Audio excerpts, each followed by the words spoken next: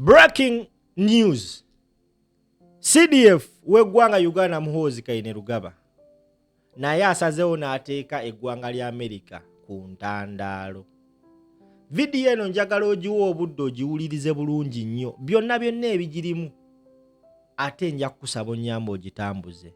Bampita Kali Lugambo Promax, amannya Simple MC. Kati wuliriza vidiyo.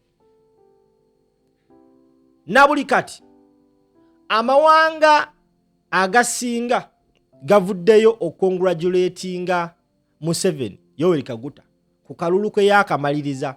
Feke tulowooza nti yabba in broad daylight. Wabula amawanga ag'amaanyi tegannavaayo kola public congratulatory messages ku Museveni nga Rwanda bwe yakoze, nga Kenya bwe yakoze, nga Tanzania bwe yakoze. Omuntu yenna wawangula akalulu mu Africa, legitimacy yeesooka ebeera kufuna congratulatory message okuva mu ggwanga ng'erya America, ng'erya UK.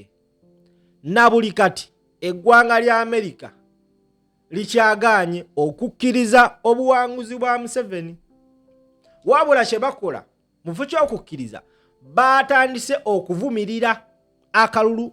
Tekaali ka mazima na bwenkanya, mwalimu okutyobola eddembe ly'omuntu n'ebirala bingi nnyo.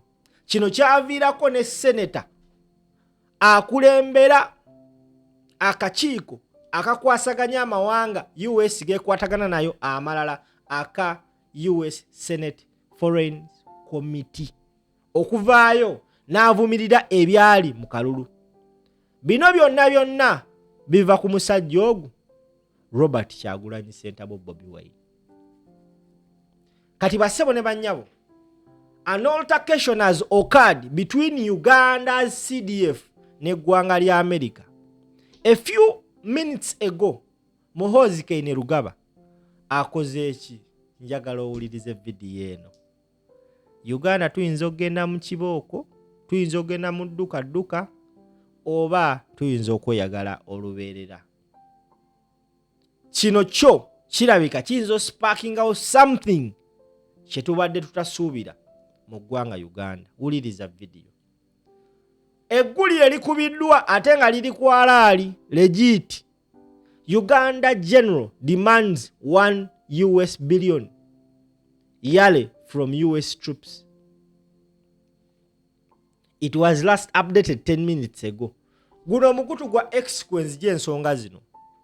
Uganda's Chief of Defense Forces, General Muhoozi Kainerugaba, son of President Yoweri Kaguta Museveni, demands $1 billion annually from the US to support the Uganda People's Defense Force following threats to pull 5,000 troops from Somalia, fighting against Al-Shabaab by year's end. The claim escalates a rift sparked by US criticism of Uganda's January 2026 elections and alleged military abuse, with Senator Jim Rich calling Muhoozi's apology hollow and pushing for sanctions. Uganda has led ATMIS contributions since 2007, receiving US funds like $12 million in 2025. But troops facing reimbursements delay the $1 billion ask dwarfed prior support and risk Somali's stabilities as opinion divides at home. Omukulu abagambye twagala billion ya USM tugenda kujja amagye gaffe mu Somalia. Apparently Uganda ebadde coordinating na America nga batwalayo abaana baffe olwana olutalo lwa Al-Shabaab e Somalia. Now Muhoozi agamba tugenda gajjayo mutuwe ssente zaffe. Lwaki mutumanyira? Lwaki mwayingidde mu nsonga z'akalulu kaffe? Ensonga lwaki amagye gano baagala gajjayo. I thought at first wenfunye yo document ndowoozezza nti oba just bantu babadde boogera ebyabwe. Naye bassebo ne bannyabo mwenyeke nnyini Muhoozi Kainerugaba naye n'agenda ku mukutu gwo gwa X okumanyanga eno ebadde information ntufu n'agamba nti unless we have serious discussions about financing for our mission in Somalia. We shall withdraw by the end of this year.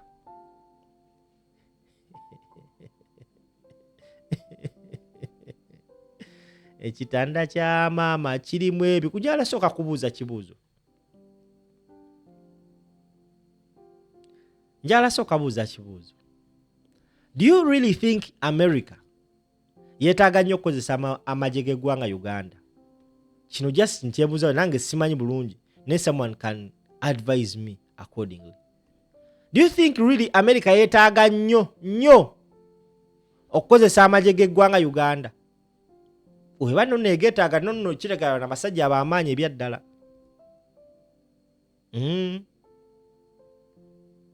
Kubanga America ly'eggwanga erisobola okukwata bakomando basatu ne bakima Muhoozi. Why? Katujja tulindako tulabe ebintu bino gye binaggwera, tuyinza obbeera awo ne bukya ku makya nga bali omu nsi yawambye Muhoozi because yamugambye go siro. Esajja ne kimugamba it doesn't matter, you will not be minister.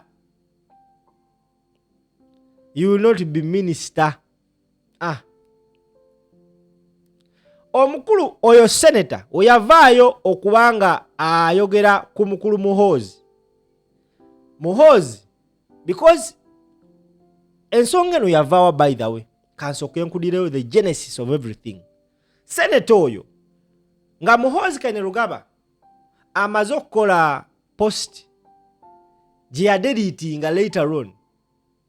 Senator oyo yavaayo ye post yali ki? Kanoonye ne post eyo because njagala mumanye olutalo luno gye luvudde musobole okutegeera. Now bwakya lumu General Muhoozi Kainerugaba ng'akozesa omukutu gwa X n'avaayo n'akola post abasinga gye twalowooza nti post egenda leetera Uganda ebizibu. Post eyo gwe ssebo banya bandaba njagala nayo ngikufunire etutuusizza wano eno we tuli right now.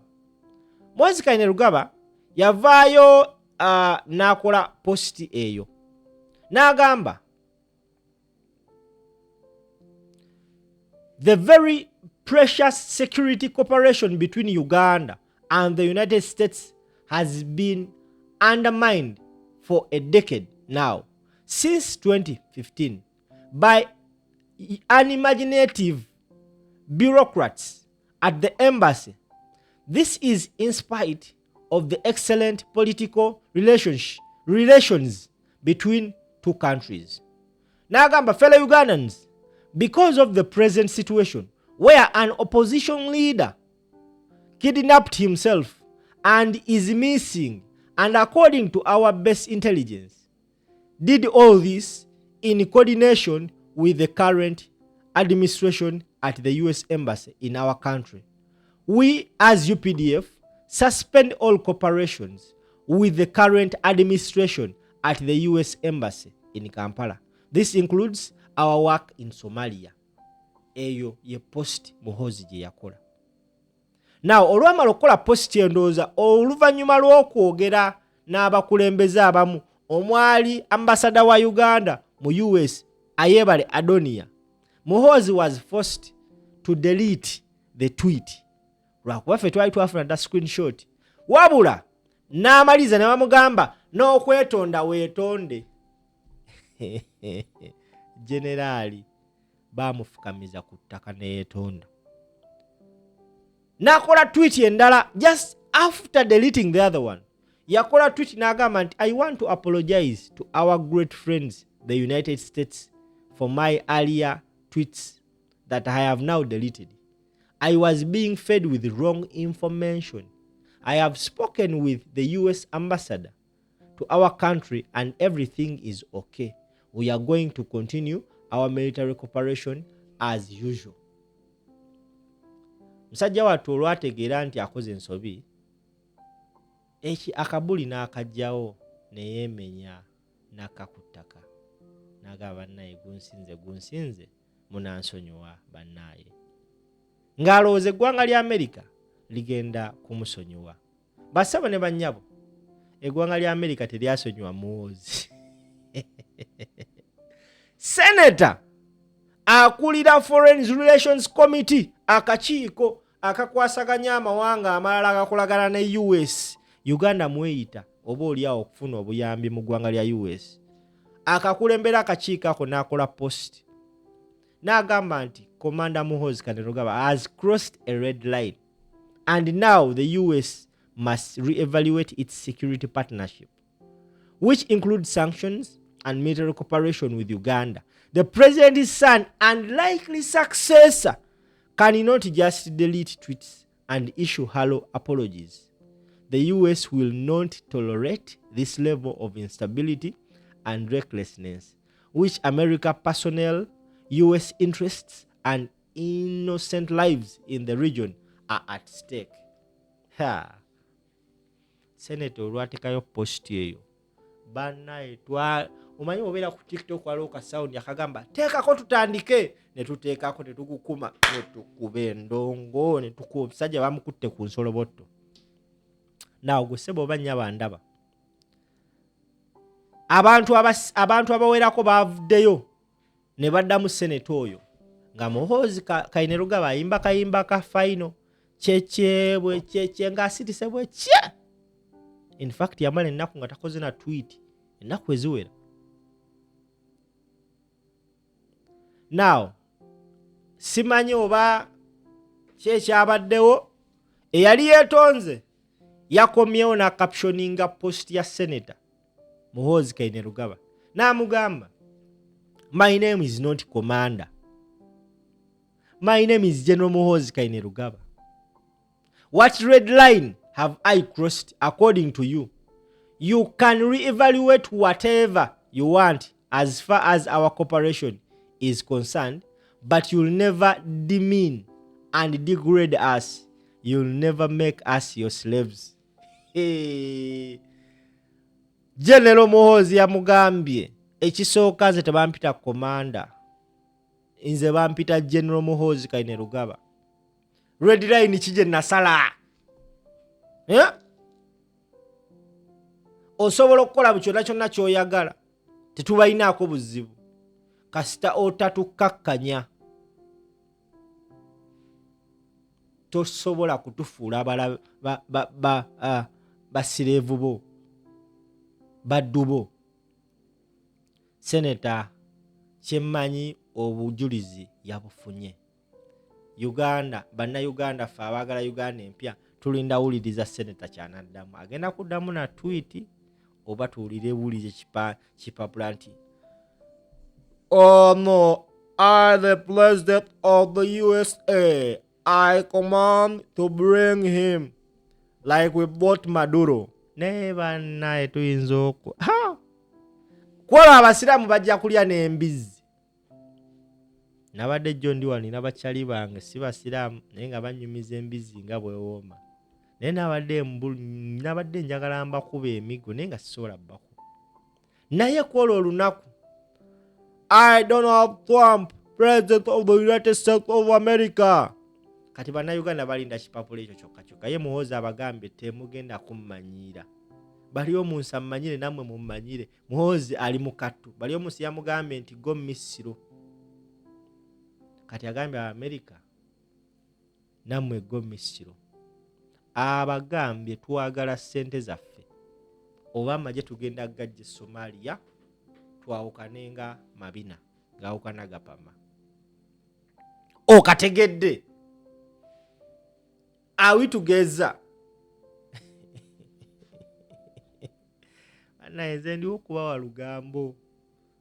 Abasinga temwagala nnyo okugoberera bintu bino naye nze nsifuba nnyo olaba nga mbijja mu buwandiike ne mbikuwa mu video.